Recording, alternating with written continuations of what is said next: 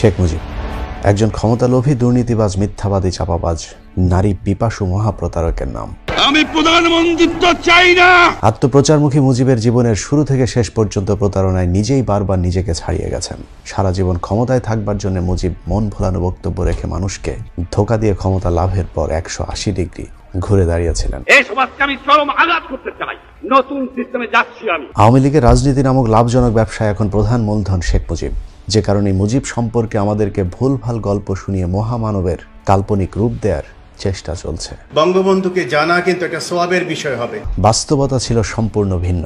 শেখ মুজিবকে নিয়ে করা আমার চ্যানেলের প্রথম ভলিউমে দেখানো হয়েছিল মুজিব ক্ষমতার জন্য কিভাবে পাকিস্তানি শাসক শ্রেণীর সাথে বারবার আঘাত করেছিলেন। আজকের অনুষ্ঠানে দেখবেন ক্ষমতার আসনে বসতে শেখ মুজিব কিভাবে ভারতীয় দালালে পরিণত হয়েছিল।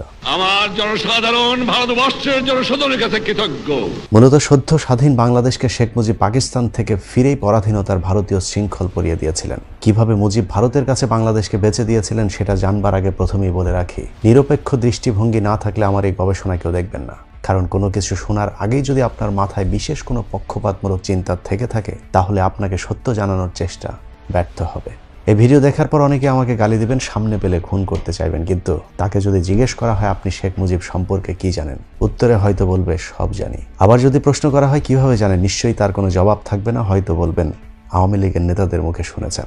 আসলে আওয়ামী লীগ নেতাদের কাছে শেখ মুজিব, বিএনপির কাছে জিয়াউর রহমান কিংবা জামায়াতের লোকজনের কাছে গোলাম আজমের কথা শুনলে আপনি ভুল করবেন।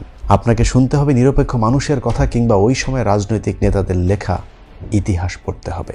কিন্তু সমস্যা হলো এদেশের মানুষ নিজে পড়ার চেয়ে অন্যের মুখে শুনতে বেশি পছন্দ করেন। ক্ষণজন্মা এই মহাপুরুষ শৈশব থেকেই ছিলেন অত্যন্ত মানবদরদী, কিন্তু অধিকার আদায়ে ছিলেন আপোষহীন। আল্লাহর দেওয়া জীবন বিধানও আমরা লোক ভাড়া করে শুনি, অথচ ঘরের কোণে পড়ে থাকা অর্থসহ 30 পারা কোরআন আমাদের বেশিরভাগ মানুষেরই পড়ার সুযোগ হয়নি, যে কারণে কপ্টারে চড়ে হেলিকপ্টার হুজুরেরা আমাদেরকে ভুলভাল বোঝানোর সুযোগ পায়। ইয়া আইয়ুহাল্লাযীনা আমানু তুবু ইলাল্লাহি তাওবাতান নাসুহা। এই আয়াতে ইশারা দিলেন যে নসুহার মতো তওবা করো। ওরা বানিয়েছে নসুহা নামে একটা লোক ছিল, অথচ এটা পুরাটা অপব্যাখ্যা বানানো। ঠিক একইভাবে রাজনীতিবিদেরা অন্যদেরকে ভুল বুঝিয়ে যুগের পর যুগ সুবিধা নিচ্ছে। এই যেমন শেখ মুজিব সম্পর্কে এখন আমরা যেসব শুনি, আসলেই কি তিনি এরকম মহামানুষ ছিলেন? একদমই না। মুজিব সাহেব went for Bakshal, which means one leader, one party, one country. Sheikh Mujib এদেশের রাজনীতিতে সামনে থেকে নেতৃত্বে আসে মুক্তিযুদ্ধ শুরুর ঠিক আগ মুহূর্তে, আরো সুনির্দিষ্ট করে বললে 7ই মার্চ থেকে। যখন এদেশের মালিক হবার চেষ্টা করেছি, তখনই তারা আমাদের উপর ঝাঁপিয়ে পড়েছেন। আবেগী বাঙালি 7ই মার্চের ভাষণের উত্তেজনায় ভরপুর দু একটি লাইন শুনে মনোমুগ্ধ হয়ে যান, কিন্তু এটা ছিল মুজিবের মহা প্রতারণা। তবে ওই সময় রাজনীতিবিদেরা ঠিকই বুঝেছিলেন মুজিব জনগণকে ধোঁকা দিয়ে এখনো পাকিস্তানের প্রধানমন্ত্রী হবার স্বপ্ন দেখছে। জনগণের প্রতিনিধির কাছে ক্ষমতা হস্তান্তর করতে হবে। আমরা শেখ মুজিবের সাথে রাত 1টায় দেখা করি তার বাসায়, এবং তাকে পরিষ্কার বলে আসি যে আপনি পাকিস্তানের রাষ্ট্রপ্রধান বা প্রধানমন্ত্রী হন, এটা আমরা চাই না। 7ই মার্চের পর থেকে বাঙালি সেনাবাহিনী, পুলিশ সকলেই বিদ্রোহের জন্য প্রস্তুত ছিল, কিন্তু মুজিব কালক্ষেপণের মাধ্যমে পশ্চিম পাকিস্তান থেকে সৈন্য মজুদের সুযোগ করে দেয় পাকিস্তানিদেরকে। অথচ 7ই মার্চ স্বাধীনতার ঘোষণা দিলে 25শে মার্চ গণহত্যা চালাতে পারত না। শেখ মুজিবের 7ই মার্চের ভাষণের পর ওই সময়ের আওয়ামী লীগ নেতারাও যে ক্ষোভ জানিয়েছিলেন, সেই কথাটি হাসিনা নিজেও এখন স্বীকার করেন। ভাষণে যাওয়ার আগে অনেকেই দিন রাত পরিশ্রম করেছেন, অনেক পয়েন্ট তৈরি করেছেন। অনেকে বলছে এইভাবে বলতে হবে, এই করতে হবে, এটা না বলে হতাশ হয়ে ফিরে যাবে, নানা ধরনের কথায় সমস্ত আমরা জর্জরিত ছিলাম। অথচ বর্তমান আওয়ামী লীগ 7ই মার্চে দেওয়া শেখ মুজিবের প্রতারণামূলক সেই বক্তব্য থেকে বড় একটি অংশ বাদ দিয়ে নিজেদের সুবিধাজনক অংশটুকে স্বাধীনতার ঘোষণা হিসেবে প্রচার করছে। কিন্তু 7ই মার্চের ভাষণে হুমকি ধমকি থাকলেও পুরোটা শুনলেই বোঝা যাবে শেখ মুজিব এই বক্তব্যে আর যাই হোক স্বাধীনতার ঘোষণা দেননি। 7ই মার্চ প্রথম কিন্তু পতাকাটা আমি শেখ মুজিবকে পল্টন ময়দানে দিয়েছিলাম। তিনি আমাকে বলেন দিস টু আর্লি। আমি বলেছিলাম যে এটা আর্লি নয়, this is the correct time. Sheikh মুজিবের 7ই মার্চের বক্তব্য থেকে অনেকটুকু অংশ বাদ দিয়ে দেওয়া হয়েছে। তার মাঝে একটি কথা হলো, শেখ মুজিব মিটিং সমাপ্তির ঘোষণা দেওয়ার আগে বলেছিলেন তিনি রক্ত দেওয়ার জন্য প্রস্তুত। যে রক্ত দিয়ে আপনারা আমাকে একদিন জেল থেকে বার করে নিয়ে এসেছিলেন, এই রেসকোর্স ময়দানে আমি বলেছিলাম আমার রক্ত দিয়ে আমি রক্তের ঋণ শোধ করবো, মনে আছে? আমি রক্ত দেওয়ার জন্য প্রস্তুত। আমাদের মিটিং এইখানেই শেষ। আসসালামু আলাইকুম। 7ই মার্চ রক্ত দেওয়ার শপথ করে আসলেও শেখ মুজিব আর রক্ত দেননি। মুজিব তো দূরের কথা, মুক্তিযুদ্ধে মুজিবের পুরো 14 গোষ্ঠীতে একজনও শহীদ নেই। ধাপ্পাবাজ মুজিব 25শে মার্চ রাতে পাকিস্তানিদের সাথে আতাত করে চলে যান পাকিস্তানে। সাথে নিয়ে যান ডক্টর কামালকে। পাকিস্তানে গিয়ে তিনি বেশিরভাগ সময় এই ডক্টর কামালের শ্বশুর বাড়িতেই অবস্থান করেছেন। 25শে মার্চ রাতে পাকিস্তানিদের কাছে গ্রেপ্তারের আগে আওয়ামী লীগ নেতারা খুব জোরাজুরি করেছিলেন শেখ মুজিবকে অন্তত স্বাধীনতার ঘোষণা দিয়ে তারপরে পাকিস্তানিদের কাছে গ্রেপ্তার হওয়ার জন্য। কিন্তু শেখ মুজিব স্বাধীনতার ঘোষণা না দিয়ে তাজউদ্দিনকে বলেছিলেন, বাড়িতে গিয়ে নাকে তেল দিয়ে ঘুমাও, 27 তারিখে হরতাল। যে তথ্যটি তাজউদ্দিন আহমেদের মেয়ে তার বইতে লিখেছেন। এভাবে দুই পাকিস্তানকে এক রাখার স্বপ্নদ্রষ্টা মুজিব মুক্তিযুদ্ধের পুরো 9 মাস কথিত জেল থেকে বেরিয়েই হয়ে যান পাকিস্তান বিরোধী জাতির পিতা বঙ্গবন্ধু শেখ মুজিব। শ্রীমতী গান্ধী আমার জন্য দুনিয়ার এমন জায়গা নাই যেখানে চেষ্টা করেন নাই আমাকে রক্ষা করার জন্য। আমি ব্যক্তিগতভাবে তার কাছে কৃতজ্ঞ। যখন যেমন তখন তেমন মুজিবের এই বক্তব্য শোনার পর কে বলবে মাত্র 2 দিন আগেই শেখ মুজিব পাকিস্তানে দালালি করে এসেছে। शेख मुजीब ने कहा, मुझे रेडियो पाकिस्तान ले चलो, मैं अभी बंगाल के लोगों से खिताब करूंगा और पाकिस्तान वैसे का वैसा कायम रहेगा। 14 ডিসেম্বর মুজিব ইয়াহিয়া সহ পাকিস্তানের রাজনৈতিক নেতাদের মাঝে গুরুত্বপূর্ণ একটি মিটিং হয়। সেখানে সবাইকে জানানো হয় জেনারেল ইয়াহিয়া আত্মসমর্পণের সিদ্ধান্ত নিয়েছেন। একথা শুনে শেখ মুজিব প্রচন্ড ক্ষেপে চেয়ার থেকে উঠে দাঁড়ান। মুজিব নিয়াজিকে বলেন, না, তোমাদের সিদ্ধান্তে পূর্ব পাকিস্তান আলাদা হতে পারে না। আমি পাকিস্তানের মেজরিটি পার্টির লিডার, আমাকে পাকিস্তান রেডিও টিভিতে নিয়ে চলো। আমি পূর্ব পাকিস্তানের জনগণকে বোঝাবো যেভাবেই হোক 2 পাকিস্তানকে এক रखते ही होवे। पाकिस्तान फाल हो गए, इंडिया ने फतह कर ली, तो इधर जो पाकिस्तान में मैंने या को उतार के तो मैंने खुद अपने में बन गया। शेख मुजीब एकदम जैसे ना उछल के खड़ा हो गया गुस्से में, how it is possible, you are usurper, I am majority leader, तुम कैसे बन सकते हो प्राइम मिनिस्टर, ये मेरा हक है। মুক্তিযুদ্ধের 9 মাস পাকিস্তানি সামরিক বাহিনী ও বিভিন্ন রাজনৈতিক নেতাদের সাথে মিটিংগুলোতে মুজিবকে জানানো হয়েছিল পূর্ব পাকিস্তানে তেমন কিছুই হচ্ছে না। আসলে সেটাই সত্যি ছিল। 1971 সালে এপ্রিলের পর থেকে অফিস আদালত, ঢাকা বিশ্ববিদ্যালয়ের সহ শিক্ষা প্রতিষ্ঠান স্বাভাবিক হয়ে যেতে থাকে। সবচেয়ে সাহসী ত্যাগী মুক্তিযোদ্ধাও বিশ্বাস করতে পারতেন না মুক্তিযুদ্ধ করে বাংলাদেশ স্বাধীন করা সম্ভব। কিন্তু 3রা ডিসেম্বর ভারতীয় যৌথ বাহিনীর হামলার পর রাতারাতি পরিস্থিতি পাল্টে যায়। এছাড়া পশ্চিম পাকিস্তান থেকে পাঠানো অস্ত্রবাহী নতুন জাহাজ ভারত আটকে দিলে এবং আমেরিকার পাঠানো 7ম নৌবহর এসে না পৌঁছাতেই মাত্র 13 দিনের মাথায় আত্মসমর্পণ করতে বাধ্য হয় শক্তিশালী পাকিস্তানি বাহিনী। কিন্তু হঠাৎ করে পাকিস্তানি শীর্ষ সেনা অফিসারদের কাছে শোনার পর শেখ মুজিব বাংলাদেশের স্বাধীনতার কথা বিশ্বাস করতে পারছিলেন না। তবে পাকিস্তানিরা বুঝতে পেরেছিলেন ততক্ষণে অনেক দেরি হয়ে গিয়েছে, যে কারণে মুজিবকে পাকিস্তান রেডিও টিভিতে না পাঠিয়ে বাংলাদেশে পাঠানোর সিদ্ধান্ত নেওয়া হয়। কারণ তারা মনে করেছিলেন মুজিবকে দিয়ে আবারও 2 পাকিস্তানে এক করানো সম্ভব।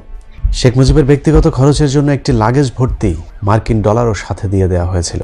যে তথ্যটি পাওয়া যায় এয়ার মার্শাল জাফরে চৌধুরীর লেখা মোজাইক অফ মেমোরি বইয়ের 75 নম্বর পৃষ্ঠায়। যেহেতু জামায়াত ইসলামী সহ বাংলাদেশের বিরাট একটা অংশ পাকিস্তান আলাদা হোক এটা চাইতো না, সে কারণেই পাকিস্তানিদের আশা ছিল শেখ মুজিবকে দিয়ে আবারও 2 পাকিস্তানে এক করানো সম্ভব। কিন্তু পাকিস্তানিদের কাছে দিয়ে আসা কথা শেখ মুজিব পাকিস্তান থেকে লন্ডনে গিয়েই ভুলে যান।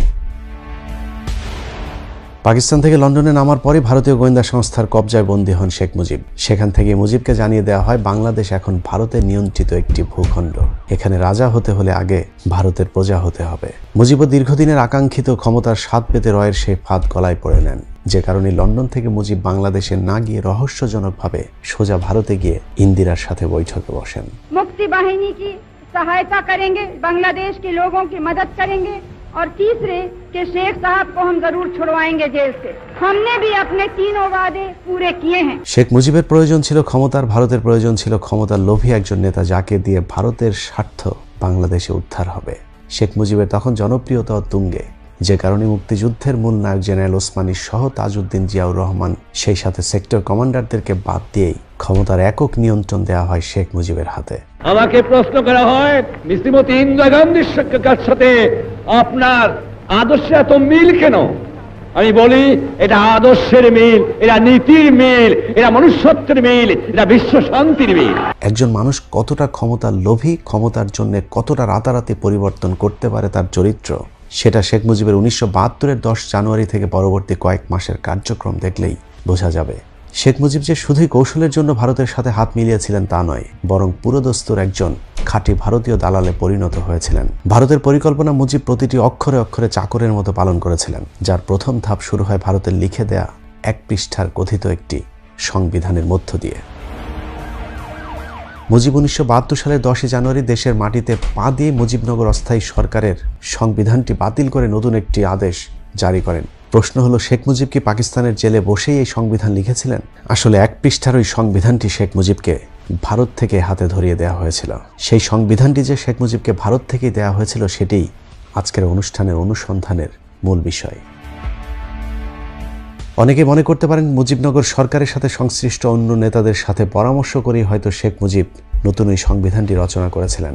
কিন্তু বাস্তবতা হলো মুক্তিযুদ্ধের রণাঙ্গনে যারা যুদ্ধ পরিচালনা করেছিলেন সেই তাজউদ্দিন আহমেদকে প্রধানমন্ত্রীর পদ থেকে এবং সৈয়দ নজরুল ইসলামকে রাষ্ট্রপতির পদ থেকে বহিষ্কার করে নতুন শাসনতান্ত্রিক আদেশ জারি করেন মুজিব। এর কারণ ভারত মুক্তিযুদ্ধে যারা নেতৃত্বে ছিলেন তাদের কাউকেই পছন্দ করতেন না, বরং ভারতের নিয়ন্ত্রণে থাকা মুজিব বাহিনীর প্রতি তাদের সর্বোচ্চ আস্থা এবং ভরসা ছিল।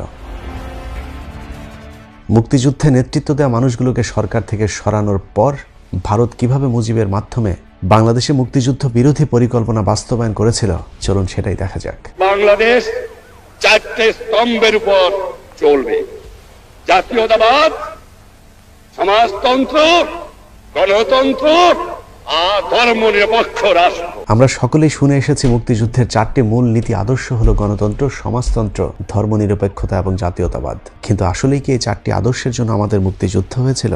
মুক্তিযুদ্ধের আগে 11 দফা, 21 দফা, 6 দফা গণ অভ্যুত্থান, কোথাও কি এই 4টি আদর্শের কথা আমরা শুনেছি? আসলে এই 4টি আদর্শই ভারত থেকে আমদানি করা। 1927 সালে মতিলাল নেহেরু কংগ্রেসের রেজুলেশনে গণতন্ত্র, সমাজতন্ত্র, ধর্মনিরপেক্ষতা, জাতীয়তাবাদ এই 4টি আদর্শের প্রস্তাব করেছিলেন। সেই সময় সুভাষ বসু জিন্নাহ সহ অন্য নেতারা তার সে প্রস্তাব প্রত্যাখ্যান করেছিল, যদিও 1930 সালে সেটা পাশ করতে সামর্থ্য হয় কংগ্রেস সরকার।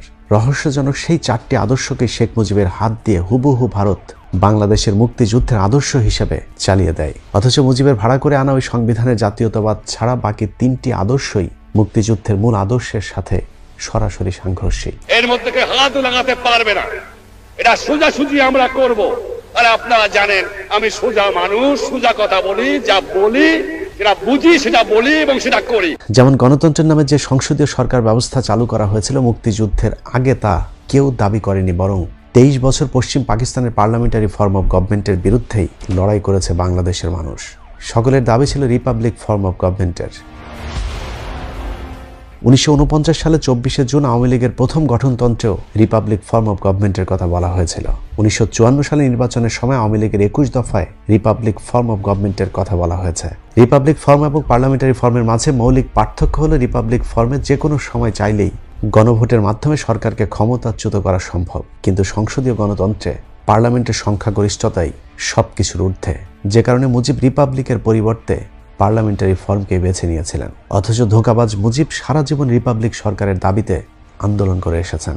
আমি বিশ্বাস করি গণতন্ত্রে, আমি বিশ্বাস করি সোশ্যালিজমে। স্বাধীনতা যুদ্ধের দলিলপত্র প্রথম খণ্ডের 427 নম্বর পৃষ্ঠার তথ্যানুযায়ী 1955 সালের 25 আগস্ট সংবিধান সভায় শেখ মুজিব গণভোটের জন্য আকুল আবেদন জানিয়েছিলেন। মুজিব বলেছিলেন, যদি জনগণের জাতীয় ইস্যু জনগণের স্বার্থের বিরুদ্ধে যায় এবং গণভোটের ব্যবস্থা না থাকে তাহলে জনগণ অসাংবিধানিক পন্থায় দাবি আদায়ে ঝাঁপিয়ে পড়বে।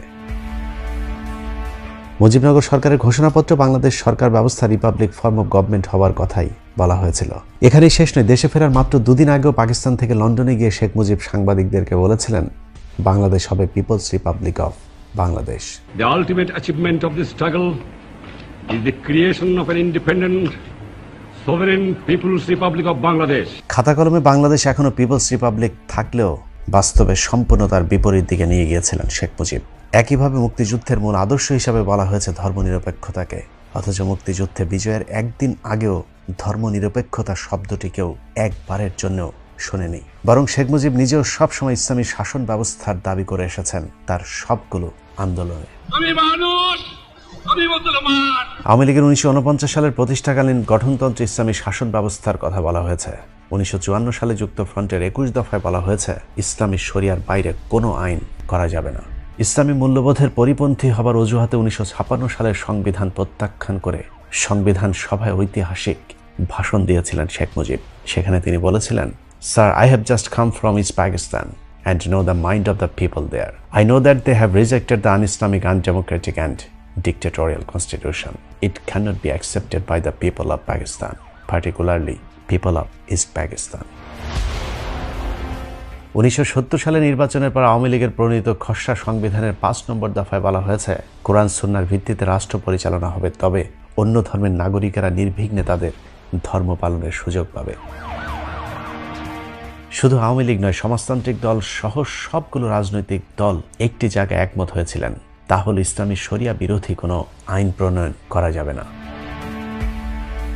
মেজর জিয়াউর রহমানের ডাকে মুক্তিযুদ্ধ শুরুর মাত্র 2 দিন আগে 23শে মার্চ আওয়ামী লীগের পক্ষ থেকে ইয়াহিয়াকে যে খসড়া সংবিধান তুলে দেওয়া হয়েছিল, সেখানেও মুজিব লিখেছিলেন কোরআন সুন্নাহ বিরোধী কোনো আইন করবে না আওয়ামী লীগ।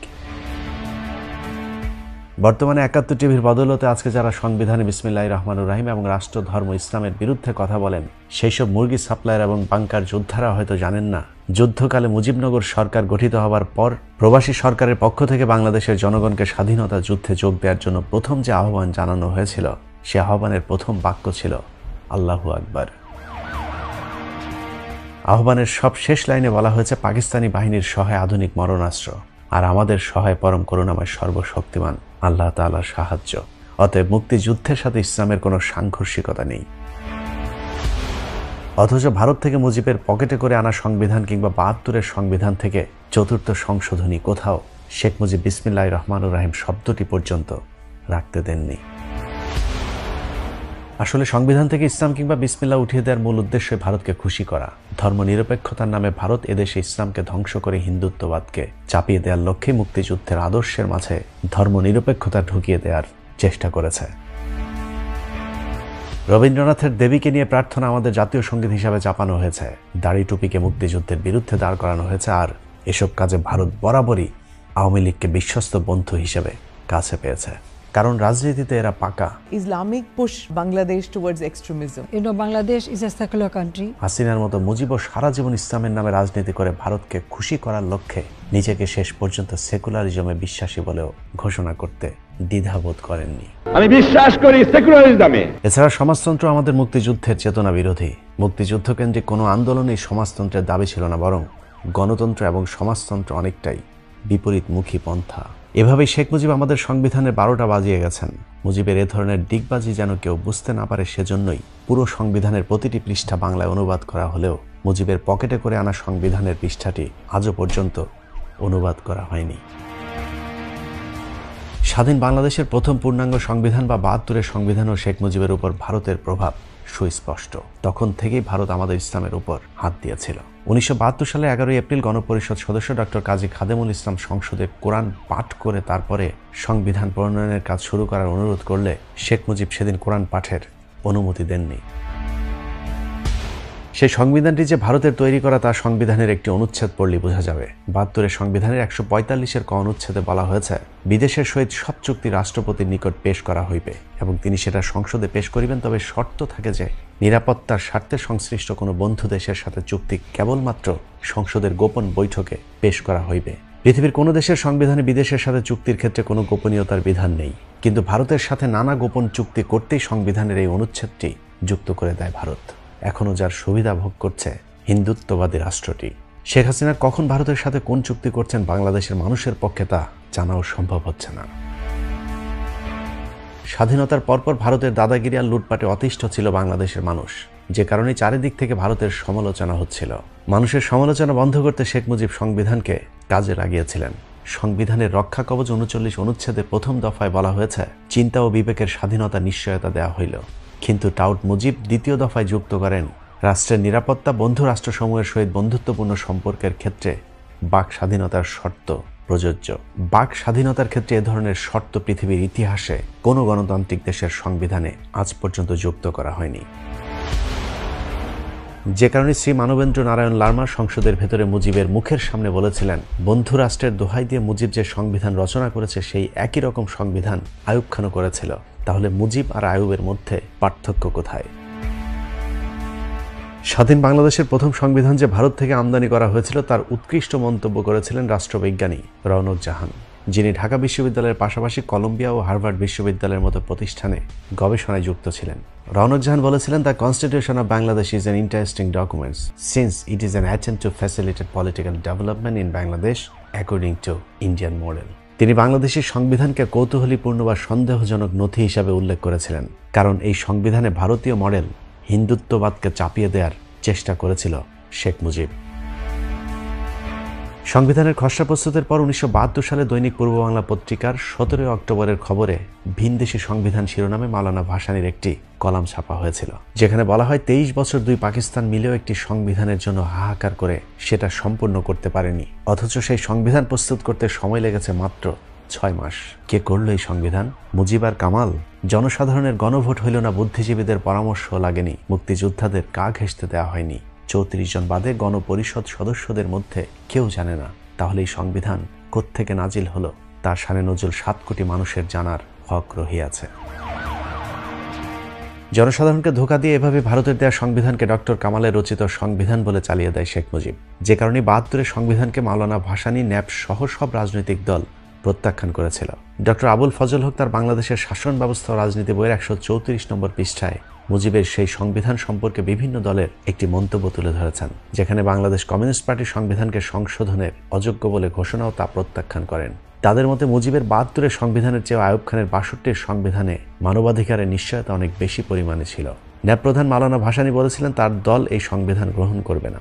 বিপ্লবী ছাত্র ইউনিয়ন মাওলানা ভাসানীর সাথে একমত প্রকাশ করে খসড়া সংবিধানের বিরুদ্ধে গণ আন্দোলন করে তোলার আহ্বান জানান। আসম রব বলেছিলেন এটি একটি বাজে সংবিধান। 16 ডিসেম্বর আগে এগুলি ডিসাইড করেছে পৃথিবীর কোনো বই আমি পড়ি নাই, যদি কেউ দেখাইতে পারে আমি তার কাছে সারেন্ডার করব। শুধু সংবিধান নয়, প্রতিটি ক্ষেত্রে শেখ মুজিব ভারতের পক্ষে কাজ করেছিল। 16 ডিসেম্বর পাকিস্তানি বাহিনীর আত্মসমর্পণের সময় কেন বাংলাদেশের পক্ষ থেকে কাউকে রাখা হয়নি তা নিয়ে মুক্তিযোদ্ধাদের মধ্যে চরম ক্ষোভ থাকলেও শেখ মুজিব কোনো প্রশ্ন করেননি, বরং স্বাধীনতা পরবর্তী পাকিস্তান বাহিনীর ফেলে যাওয়া অস্ত্রশস্ত্র সহ কলকারখানার মূল্যবান যন্ত্রপাতি লুটপাটে ভারতকে সর্বাত্মক সহায়তা করেছিল শেখ মুজিব। মুক্তিযুদ্ধের 9 নম্বর সেক্টরের কমান্ডার মেজর জলিল তার অরক্ষিত স্বাধীনতায় পরাধীনতা বইতে লিখেছেন, মুক্তিযুদ্ধের সর্বাধিনায়ক জেনারেল ওসমানীর কাছে পাকিস্তানি জেনারেল নিয়াজি আত্মসমর্পণ করলেন না কেন? আত্মসমর্পণের সময় ওসমানী উপস্থিত ছিলেন না কেন? কর্নেল ওসমানী আত্মসমর্পণের বেশ কয়েকদিন পর ঢাকায় এলেন কেন? এই কদিন ওসমানী কোথায় ছিলেন? তিনি কি তাহলে সত্যি কলকাতায় বন্দী ছিলেন? মেজর জলিল আরও লিখেছেন, 17 ডিসেম্বর খুলনা সার্কিট হাউস মাঠেও পাকিস্তানি সেনাদের আরেকটি আনুষ্ঠানিক আত্মসমর্পণ পর্ব অনুষ্ঠিত হয়। 9 সেক্টরের অধিপতি হিসাবে আমি সেখানে উপস্থিত থাকলেও আমাকে জোর করে ভারতীয় সেনারা পেছনের সারিতে ফেলে দেয়। অনেক চেষ্টা করেও আমি আর সামনে আসতে পারিনি। এভাবেই দীর্ঘ 9 মাসের অসীম ত্যাগ, তিতিক্ষা আর আত্মাহুতির মধ্য দিয়ে রচিত বিজয় পর্ব ভারতীয় শাসক চক্র দ্বারা লুণ্ঠিত হয়। মেজর জলিল বুঝতে পেরেছিলেন মুজিবের নেতৃত্বে আওয়ামী লীগ ভারতীয় এজেন্ট হিসাবে কাজ করছে। লিখেছেন, আত্মসমর্পণের প্রায় 1 সপ্তাহ পরে প্রবাসী আওয়ামী লীগ সরকার কিভাবে দেশে ফিরে বিনা প্রশ্নে গদিতে বসে। 9 নম্বর সেক্টরের অধিনায়ক হিসাবে দায়িত্ব পালনের কারণে যশোর, খুলনা অঞ্চল দিয়ে ভারতীয় বাহিনীর লুটপাটের দৃশ্য সবচেয়ে বেশি প্রত্যক্ষ করেছেন মেজর জলিল, যে কারণে মেজর জলিল সর্বপ্রথম ভারতীয়দের বিরুদ্ধে প্রতিবাদী হয়ে উঠেছিলেন। কিন্তু শেখ মুজিব তাকে আটক করে কোর্ট মার্শালের নির্দেশ দেন। মজার বিষয় হলো, শত শত বিহারি নারীদের ধর্ষণকারী পাকিস্তান বিদ্বেষী মেজর জলিলকে অবশেষে পাকিস্তানের মাটিতেই মরতে হয়েছে। ভারত নিয়ন্ত্রিত বাংলাদেশ নামক ভূখণ্ডে তার জায়গা হয়নি। ভারতে এসব লুটপাট এবং বুদ্ধিজীবী হত্যাকাণ্ডে ভারতের জড়িত থাকার প্রমাণ নিয়ে ডকুমেন্টারি তৈরি করার কারণে জহির রায়হানকে গুম করা হয়। দেশ স্বাধীনের পর এটা ছিল ভারতের প্রথম গুম। প্রথম জহির রায়হানের খোঁজে পান্না কায়সার সহ পরিবারের সদস্যরা শেখ মুজিবের কাছে গেলে তাদেরকে মুজিব বলেন জহিরের বিষয়ে বেশি বাড়াবাড়ি না করবার। এরপর তারা আর কোনোদিন বিচার চাইতে যাননি। সাংবাদিকদের প্রশ্নের জবাবে মুজিব বলেছিলেন, গুম নয়, জহির রায়হান বাড়ি থেকে পালিয়ে গিয়েছে। মুজিবের বক্তব্য অনুযায়ী পরদিন পত্রিকাগুলো শিরোনাম করে জহির পলাতক। কিন্তু পলাতক জহির আর ফিরে আসেনি মানুষের মাঝে। এভাবেই ভারতের বিরুদ্ধে যেই প্রতিবাদ করেছে শেখ মুজিব তাকে প্রকাশ্যে হত্যার হুমকি দিয়েছে। 1 এপ্রিল 1972 সালের দৈনিক বাংলা পত্রিকায় শেখ মুজিবের খুলনা সার্কিট হাউস মাঠে দেয়া একটি বক্তব্য তুলে ধরা হয়েছে, যেখানে মুজিব প্রকাশ্যে ভারত বিরোধীদের হুমকি দেন। দেখামাত্র গুলি শিরোনামে সেই সংবাদে বলা হয়, গোলযোগ সৃষ্টিকারীরা বাংলাদেশ ও ভারতের মধ্যে শত্রুতা সৃষ্টির প্রয়াস চালাচ্ছে। এদের মধ্যে কেউ কেউ বাংলাদেশ ভারত মৈত্রী চুক্তি ভ্রান্ত বলে আখ্যায়িত করছে। এ সম্পর্কে দেয়ালে দেয়ালে স্লোগান দিচ্ছে। আমি পুলিশকে আদেশ দিচ্ছি, এইসব নকশাল বাড়িওয়ালাদের যেখানে পাবেন সেখানে গুলি করবেন। পরদিন নোয়াখালীর চৌমুহনী কলেজ মাঠেও শেখ মুজিব ঠিক একই ধরনের হুমকি দিয়েছিলেন। শেখ মুজিব কতটা মুক্তিযুদ্ধের বিরুদ্ধে চলে গিয়েছিলেন তার সবচেয়ে বড় প্রমাণ তাজউদ্দিন, সৈয়দ নজরুল ইসলাম, এমনকি মুক্তিযুদ্ধের মহানায়ক জেনারেল ওসমানীকে পর্যন্ত মন্ত্রিসভা থেকে বাদ দিয়ে দিয়েছিলেন শেখ মুজিব। কারণ মুক্তিযোদ্ধারা ছিল মুজিব বাহিনীর বিরোধী, যে কারণে ভারতের অনুগত মুজিব বাহিনীর বিরোধিতা করা কাউকে মুজিবের সরকারে রাখতে দেয়নি ভারত। এভাবেই ভারতীয় প্রেসক্রিপশনে ভারত বিরোধীদের শায়েস্তা করে শেখ মুজিব তার ক্ষমতার স্বাদ পূর্ণ করেছিলেন। আমার জীবনের স্বাদ আজ পূর্ণ হয়েছে। একইভাবে ভারতকে সবকিছু দিয়ে ধোঁকাবাজ মুজিবের কন্যাও ক্ষমতায় টিকে রয়েছে দীর্ঘদিন ধরে। আমরা ভারতকে যে দিয়েছি সেটা ভারত সারা জীবন মনে রাখবে। আসলে এদের কোনো দল বা আদর্শ নেই, মূলত শেখ পরিবারের রক্তই হচ্ছে দূষিত। যে কারণে বীর মুক্তিযোদ্ধা ডালিম বলেছিলেন, আমরা শেখ মুজিবের সাথে পুরো বংশ কেন নির্বংশ করতে চেয়েছিলাম সেটা বুঝবার জন্য হাসিনা এবং রেহানা 2 পিসকে রেখে গেলাম। বীর মুক্তিযোদ্ধা মেজর ডালিমের সেই ভবিষ্যৎবাণী আমরা এখন হারে হারে টের পাচ্ছি। 2 পিসেই যদি এই অবস্থা হয়, তাহলে আরো কয়েক পিস যদি থাকতো তাহলে কি হতো সেটা একটু চিন্তা করে দেখুন। আল্লাহ হাফেজ।